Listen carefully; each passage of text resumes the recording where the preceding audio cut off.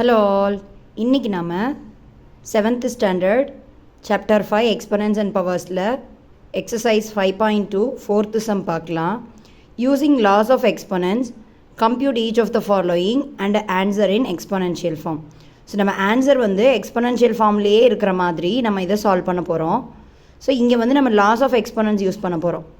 இங்கே power whole power இருக்குது. So power of power rule use பண்ணுவோம்.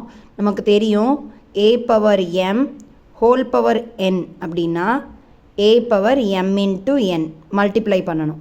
ஸோ இப்போ இங்கே 6/7 ஹோல் க்யூப் ஹோல் பவர் 4 இருக்குது. ஸோ பவருக்கு பவர் எடுத்திருக்காங்க. ஸோ அப்போ நம்ம என்ன பண்ணோம், power should be multiplied. So 6/7 whole power 3 into 4 12. So 6/7 whole power 12. That's all.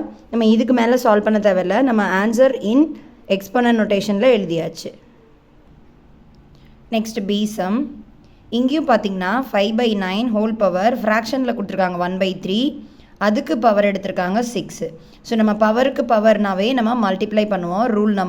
Rule பார்த்திங்கன்னா power of power rule. a power m whole power என்னன்னு இருந்ததுன்னா a power m into n. இங்கே பார்த்திங்கன்னா 5/9 whole power 1/3 for that whole power 6. அப்போ இங்கே பவர்ஸை மட்டும் multiply பண்ணுவோம். 5/9 அப்படியே வச்சுக்கலாம். 1/3ஐயும் 6ஐயும் மல்டிப்ளை பண்ணுறோம். கிராஸ் கேன்சலேஷனில் 2 வரும், இங்கே 1 வரும். அப்போ ஆன்சர் 5/9 ஹோல் ஸ்கொயர்.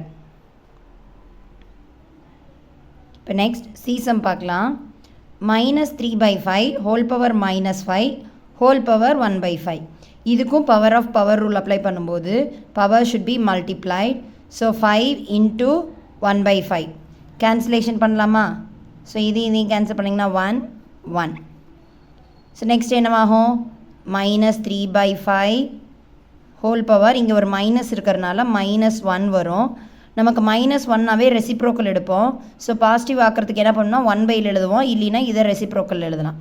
அப்போது இதை நியூமரேட்டரி டினாமினேட்டரையும் இன்டர்சேஞ்ச் பண்ணி ரெசிப்ரோக்கல் எடுத்திங்கன்னா பவர் பாசிட்டிவ் 1 ஆகிடும். பட் இங்கே பார்த்திங்கன்னா டினாமினேட்டரில் நெகட்டிவ் இருக்கக்கூடாது. எப்போவுமே நம்ம ஒரு ஃப்ராக்ஷனோ இல்லை ஒரு ரேஷனல் நம்பர் எழுதும்போது டினாமினேட்டரில் இருக்கிற மைனஸை நியூமரேட்டருக்கு இன்டர்சேஞ்ச் பண்ணோம். ஸோ -5/3ன்னு இந்த ஸ்டாண்டர்ட் ஃபார்மில் எழுதும்போது இப்படி தான் எழுதணும். So that's all this some.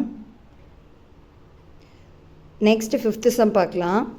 Simplify and answer each of the following in exponential form. So இதையும் சிம்பிளிஃபிகேஷன் தான். ஸோ நம்ம என்ன பண்ண போகிறோம்னா இங்கே ரூல்ஸ் அப்ளை பண்ண போகிறோம். அதாவது நம்ம ஆல்ரெடி லாஸ் ஆஃப் எக்ஸ்பொனன்ஸில் ரூல்ஸ் பார்த்தோம் இல்லையா, அந்த ரூல்ஸ் அப்ளை பண்ண போகிறோம். 2/3. So power of power rule -3 பவரை மல்டிப்ளை பண்ணுவோம். 2 3s are 6 இன்ட்டு 1/, இங்கேயும் பவருக்கு பவர் இருக்கிறனால மல்டிப்ளை பண்ணுவோம். ஸோ 3 2s are 6, இங்கேயும் 3 2s are 6. So -3 whole power 6 into 1/-3 whole power 6. So இங்கே ரெண்டுமே காமனாக இருக்கிறனால கேன்சல் பண்ணிடலாம். ஸோ ஆன்சர் பார்த்திங்கன்னா 1. Next b sum. 5/17 இன்ட்டு 5/19. இங்கே பார்த்திங்கன்னா ப்ராடக்ட் ரூல், இங்கே பார்த்திங்கன்னா டிவிஷன் இருக்கிறனால கோஎஃபிஷியன்ட் ரூல் அப்ளை பண்ணுவோம்.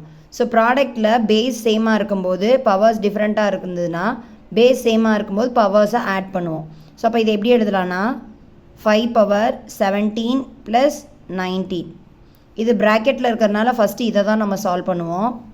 நெக்ஸ்ட்டு தான் பட்மாஸ் ரூல் படி டிவிஷனுக்கு போவோம். ஸோ 5/37.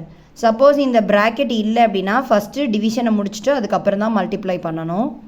இங்கே 5/17 + 19, 9 + 7 16, remaining 1 1 + 1 2 2 + 1 3. So 36 divided by 5/37.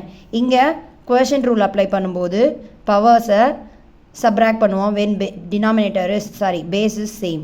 அப்போது 36 - 37 எழுதலாம். அப்போ 5/-1 வரும். ஏன்னா 36 விட 37 பெரிய நம்பருங்கிறனால சப்ராக்ஷன் பண்ணும்போது பெரிய நம்பரோடைய சைனில் தான் ஆன்சர் வரும். ஸோ பெரிய நம்பர் 37, ஸோ -1. இப்போ 5 பவர் -1 எப்படி எழுதலாம்னா 1/5 பிகாஸ் நமக்கு பவர் நெகட்டிவ் இருந்ததுன்னா அதை பாசிட்டிவ் ஆக்கிறதுக்கு டினாமினேட்டரில் எழுதுவோம். So 1/5 is the answer.